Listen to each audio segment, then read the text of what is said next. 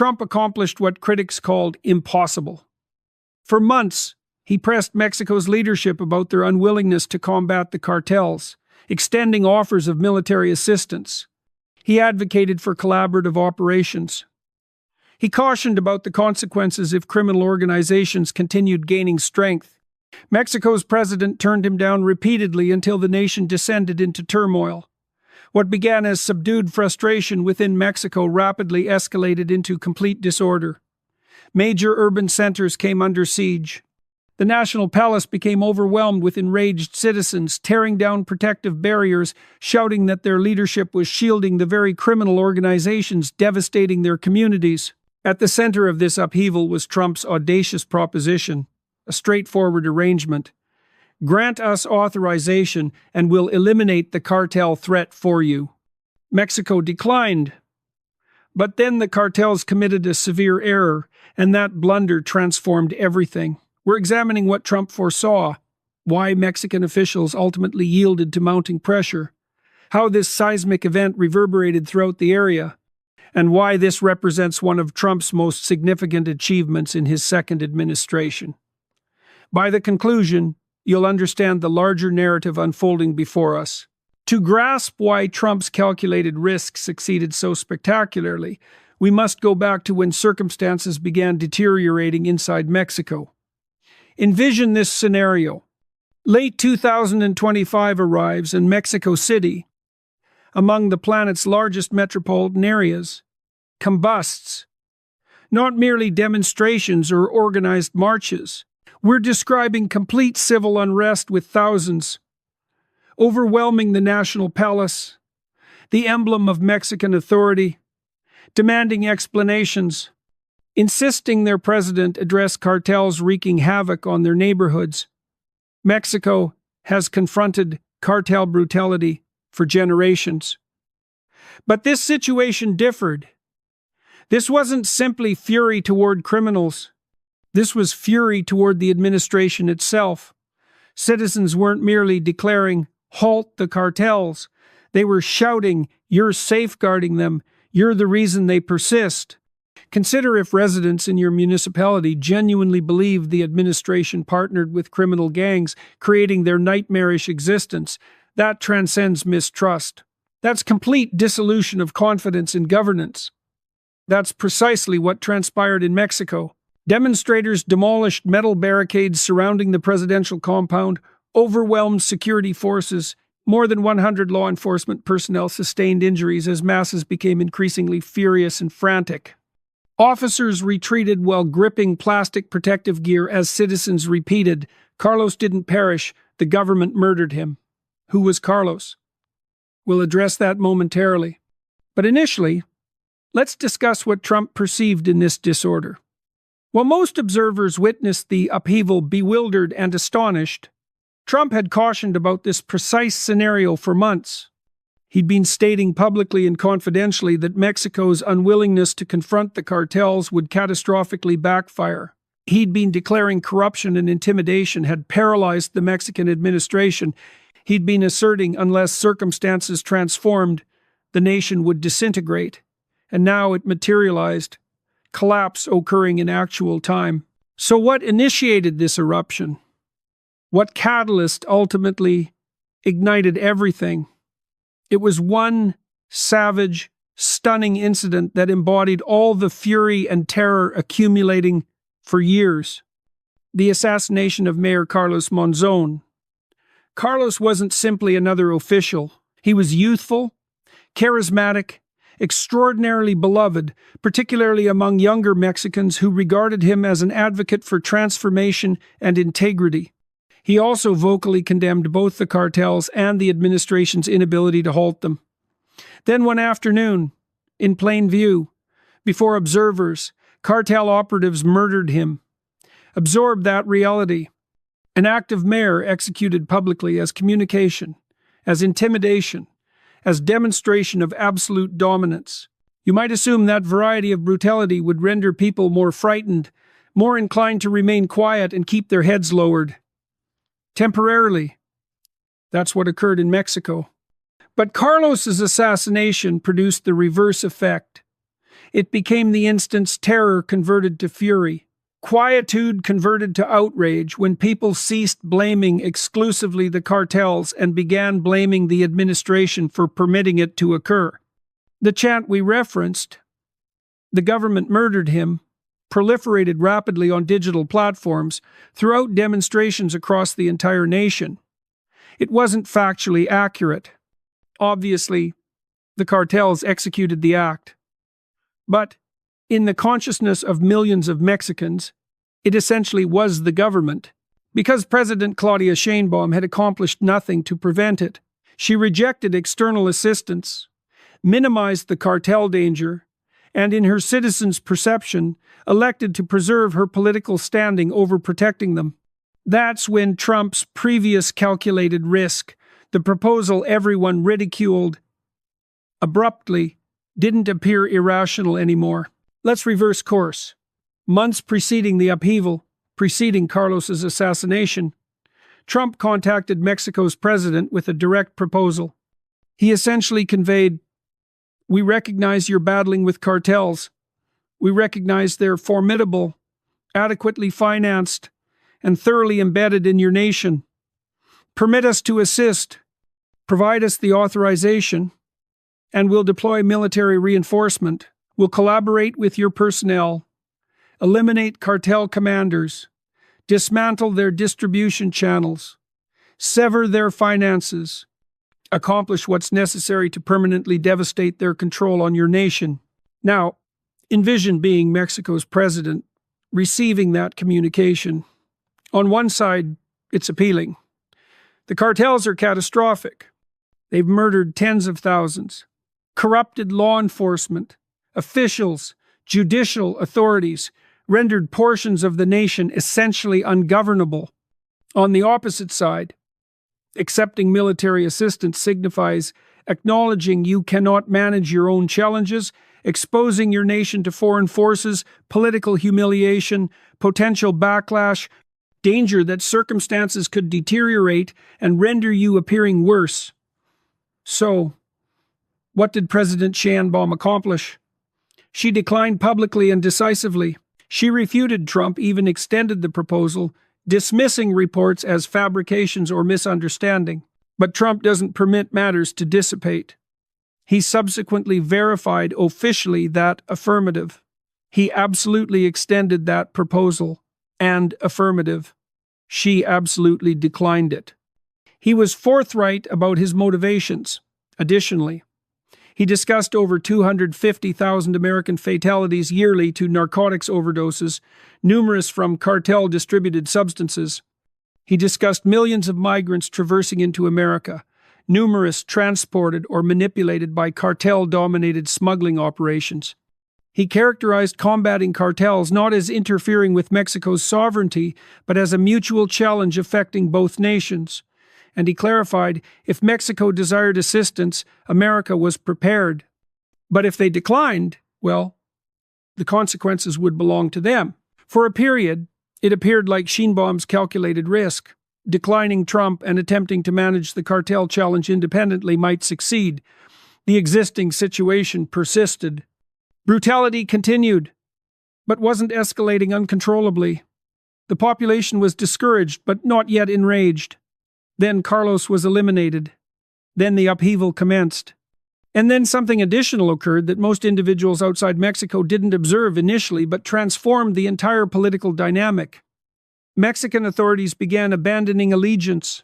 One remarkable instance arrived when Senator Lily Tellez appeared on television and stated plainly without wavering, Mexico is a narco state.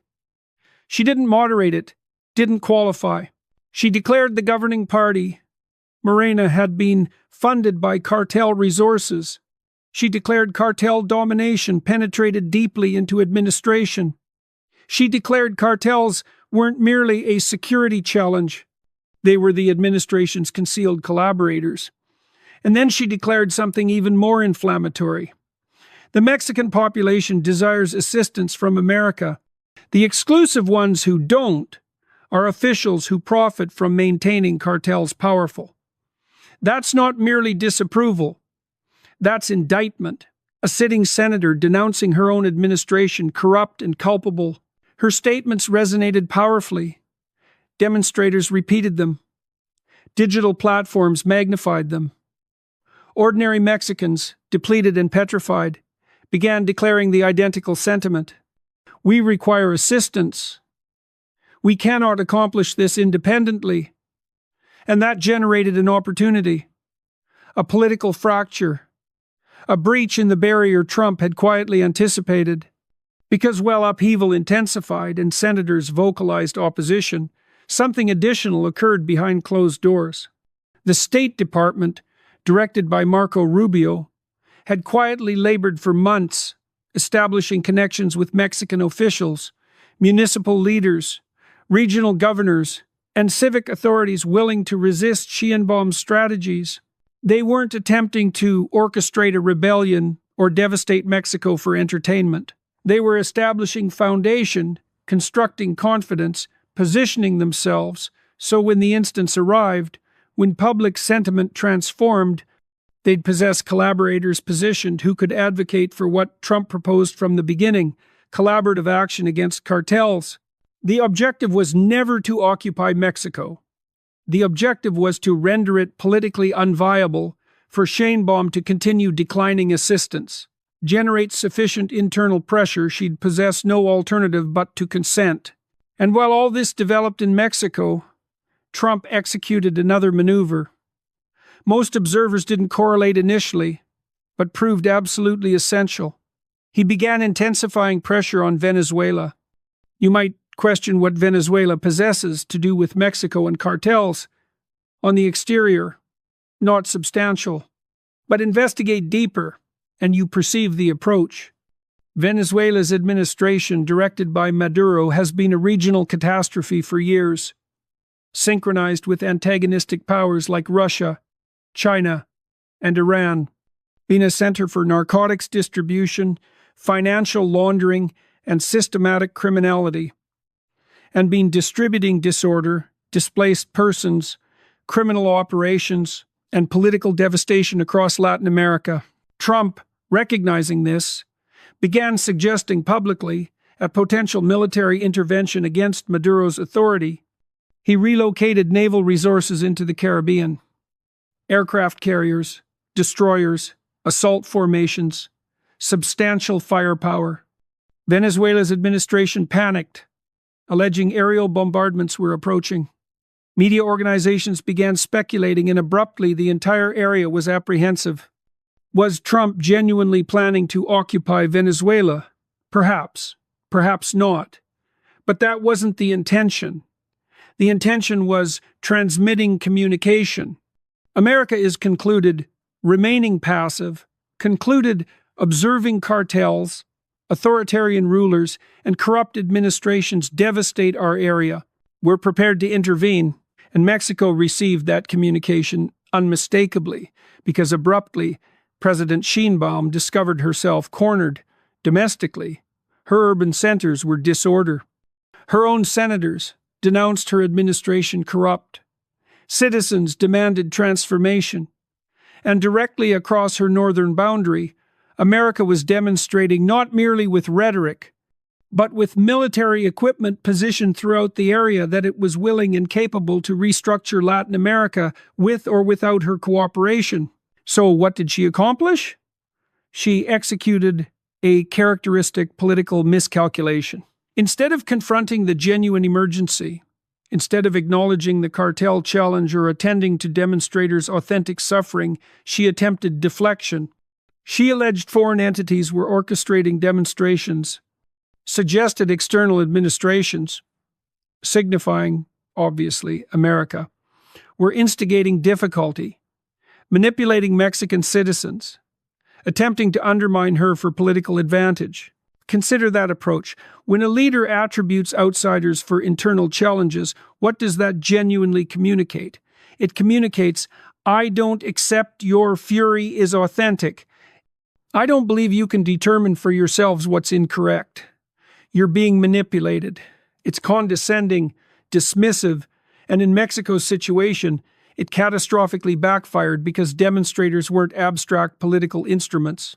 They were authentic individuals who'd lost relatives to cartel brutality. Commercial proprietors extorted. Parents petrified to transport children to educational institutions. And when Sheinbaum informed them their fury was manufactured by foreigners, they didn't become tranquil, and they became more furious. Demonstrations escalated. Her support percentages plummeted. Political supporters quietly endorsing her began distancing themselves. Perceiving her standing was becoming problematic. And Trump, observing this develop, didn't require to articulate anything. The pressure accumulated independently. Here's where circumstances become remarkable. Because while Mexico collapsed politically, something additional occurred in America that completely restructured the economic landscape. Trump's immigration and removal strategies, which had been disputed, began generating outcomes. Nobody, not his opposition, not even some advocates fully anticipated, were describing mass removals on a magnitude not observed in contemporary history. Over 10 months, more than 2 million individuals who'd entered America unlawfully voluntarily departed. They utilized applications and programs designed for systematic exits. They weren't compelled out. They elected to depart. Additionally, another 600,000 to 700,000 were detained and officially removed through enforcement actions. Combine those figures. You're examining close to 3 million individuals departing America in less than a year. 3 million. Roughly the population of Chicago. Eliminated. What does that signify economically? Every one of those individuals, while present, consumed resources. They required housing, nourishment, transportation, medical care, education, public amenities.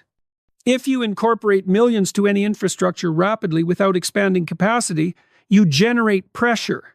Costs escalate, housing becomes limited, amenities become strained. When you reverse that, when millions depart, you obtain the opposite. Housing markets expand, rental costs stabilize or decline, nourishment demand decreases, assisting costs, strained public resources abruptly possess capacity. Economists investigating inflation began correlating connections. They indicated a principal driver of inflation in preceding years wasn't exclusively government expenditure or distribution chains. It was additionally the sheer quantity of individuals entering the economy without corresponding increases in housing, commodities, or infrastructure. Kevin Hassett on Trump's Economic Council explained in stark language, under the preceding administration, inflation surged to nearly 10% and averaged 5% over 4 years. Mortgage percentages skyrocketed, duplicating typical payments for households purchasing homes. Grocery expenditures jumped from $400 to over $500 monthly. Wages didn't maintain pace. Purchasing capacity for average households declined thousands in just years. But now, 10 months into Trump's second administration, something remarkable occurred. Inflation moderated. Energy costs declined.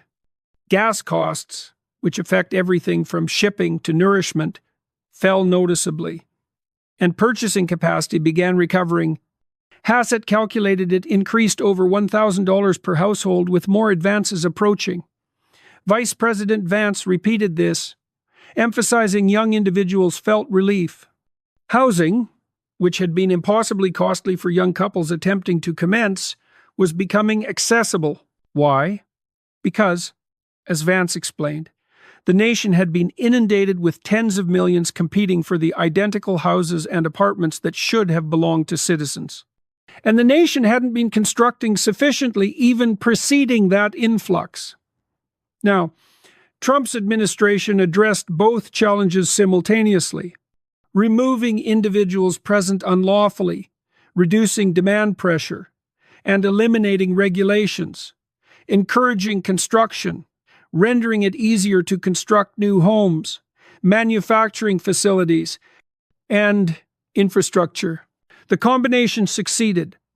And Mexico observed because those identical cartel-dominated smuggling operations moving individuals into America were struggling, their commercial model collapsed. Resources from human trafficking evaporated, and ordinary Mexicans victimized by those operations who observed their neighborhoods emptying as individuals fled northward began questioning if Trump can resolve this. Why can't our administration? That question, more than anything, transformed political foundation beneath Sheinbaum's position. Because Trump's strategies weren't exclusively assisting Americans, they indirectly assisted Mexicans additionally by disrupting cartel revenue and reducing motivations for dangerous migration. And that rendered Trump's original proposal appear less like interference and more like the exclusive, genuine solution. Which brings us to when Mexico ultimately capitulated. It didn't occur immediately. No spectacular press announcement where Sheinbaum reversed direction and welcomed forces, but behind closed doors, signals transformed. Senators, municipal leaders, regional governors, individuals with genuine authority began confidentially contacting officials, presenting concepts, evaluating possibilities, questioning what cooperation might resemble. Could it be collaborative operations, not complete deployment? Intelligence distribution and reinforcement, not personnel on territory, structured to preserve Mexican sovereignty while delivering outcomes? The response from Trump's administration remained consistent. Affirmative. We're adaptable. We're not interested in occupying Mexico. We're interested in eliminating cartels. If you desire to collaborate with us, we'll accommodate halfway. But assistance has to be authentic, and commitment sincere, and gradually, steadily, resistance deteriorated because the political expense of declining assistance became intolerable. Sheinbaum's support plummeted. Demonstrations didn't halt. Carlos Monzon's assassination became a mobilizing declaration that wouldn't dissipate, and Trump's maneuvers, removing millions, repositioning naval forces, applying pressure in Venezuela, demonstrated America was mortally serious. So here's what Trump's calculated risk accomplished. He didn't occupy Mexico, didn't initiate bombardments, didn't require to. What he accomplished was generate a scenario where the exclusive politically viable trajectory for Mexico was accepting assistance he'd proposed all along. He converted Mexico's internal disorder, public outrage, and fragmented governance into influence, and combined that with his domestic achievements, declining inflation, unprecedented removals, economic advances to demonstrate to Americans and Mexicans his methodology succeeded. Consider larger. For generations, cartels have been one of the most destabilizing influences in our area. They've murdered hundreds of thousands, corrupted administrations, inundated neighborhoods with lethal narcotics, and every administration surrendered, declaring, "This is simply how circumstances are. We can regulate but cannot resolve it." Trump examined that and declared, "Why not? Why can't we resolve it? Why can't we utilize American military and intelligence with Mexican knowledge and legitimacy to actually dismantle cartel dominance permanently?" And when Mexico declined, he didn't abandon. He anticipated, applied pressure, permitted Mexico's internal influences to accomplish the labor. And when the instance arrived, when cartels executed their catastrophic miscalculation, eliminating Carlos, instigating upheaval, overextending their position, Trump was prepared. That approach, patience, comprehending sometimes the most intelligent maneuver isn't the most spectacular. It's establishing circumstances so your adversary possesses no favorable alternatives remaining except the one you desire. Now advancing into the concluding period of 2025 and toward 2026, the landscape fundamentally transformed. Mexico no longer categorically declines assistance. Public sentiment overwhelmingly endorses collaborative action. Sheinbaum's political standing so compromised she cannot afford to continue declining. Senators and governors openly advocate for cooperation. and Trump proved domestically and internationally his strategies generate outcomes. What does that signify? Advancing. We'll probably observe coordinated operations, intelligence distribution, reinforcement, perhaps collaborative task forces, eliminating cartel governance and infrastructure. Cartel financing, armaments and smuggling operations will confront unprecedented pressure. The Western Hemisphere is being restructured, with America assuming a substantially bolder function, shaping regional security.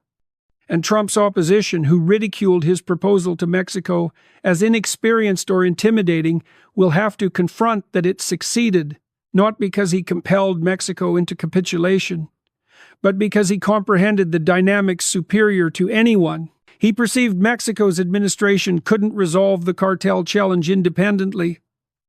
Perceived public pressure would ultimately devastate political opposition.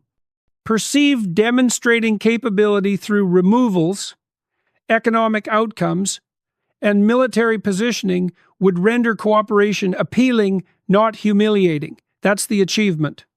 Not a military triumph, not a promotional opportunity, but a strategic restructuring that could reshape North American security for a generation.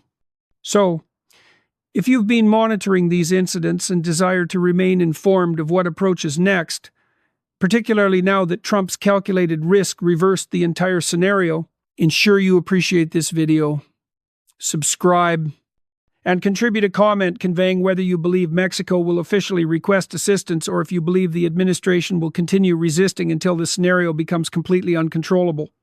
Your perspective assists guiding these conversations and genuinely creates impact, appreciation for observing,